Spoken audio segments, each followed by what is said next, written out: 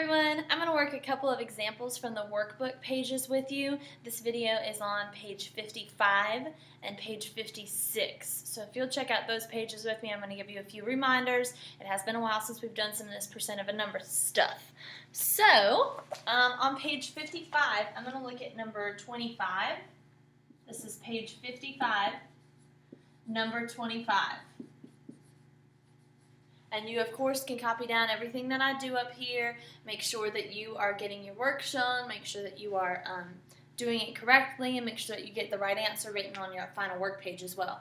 This problem just states that it's asking us to find the percent of each number and check whether your answer is reasonable. So we're looking for 1/10% of 950. So a small percent and a fairly large number here. So basically what we need to remember is that we change our percents to decimals. So I would take my decimal. Remember, we always move it 2 places to the left. We have our DFP, decimal fraction percent. So remember, percent goes 2 places to the left when we're trying to change it to a decimal. So 1, 2. So now I have 0.001. That 0 in front there. What does of mean? We all should know this at this point. Of means times. So we change our of to times, our percent to a decimal, and then the 950 is just a number. We can use that. So basically we're looking at 0 and 1,000th times 950.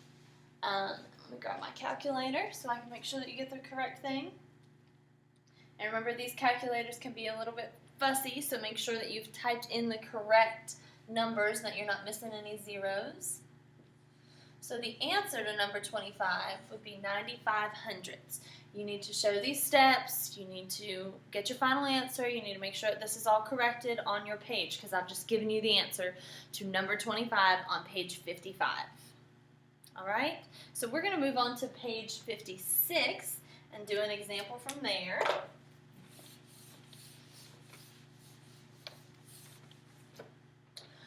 On page 56, flip over.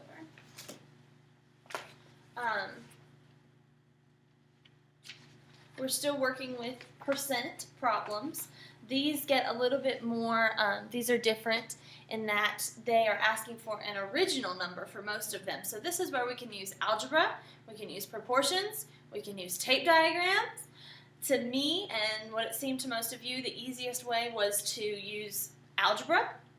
We know that is means equals, of means times, and we change percents to decimals. So it can't get much more simple than that. So let's look at number 17 on page 56. I'm going to do number 17 with you. So number 17 states 1% of what number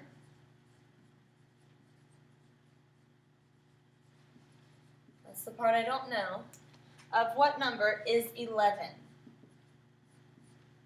So let's just start changing all these parts. We know all about how to change words into algebra, so let's do it. Percent needs to change to a decimal. As I told you before, we do that by moving the decimal over 2 places to the left. So I get 0.001 or 1,000th. Of means times. What number? This whole part is the thing I don't know. You can call it heart, you can call it peace sign, you can call it X, you can call it N. I don't care what you call it. We need some sort of variable, some sort of sign, symbol, letter to represent that number that we don't know. I'm going to use N. Is means equals. And 11 is just a number. It's already ready for algebra. We're ready to use that and solve with it. So basically, this is all that we're doing, and we're just going to solve this algebraically. What's happening to N? I see multiplication. It's being multiplied by this decimal, so I'm going to divide by the decimal. And if I do that on one side, everyone, you know we have to do it on the other. So we get 11 divided by 1,000. Oops, divided by 0. Making sure I get all my decimals in there. And I got 11,000 for that one. So number 17 on page 56 is 11,000. And remember, that's the original number. Basically, what we were finding is that 1%, percents are always out of 100, So 1% is going to be equal to 11 over 11,000. That's our whole number. That's that original number. They told us what it was, what 1% was. We wanted to know what that number was in the bottom of that proportion. So hopefully that makes sense to you. I may make a few more examples for you to see. You can ask questions on Facebook or via email, but hopefully that will help. Use your journals, use all your notes, use your textbooks, use all of your resources wisely, and let's see how much we can get done on these pages today.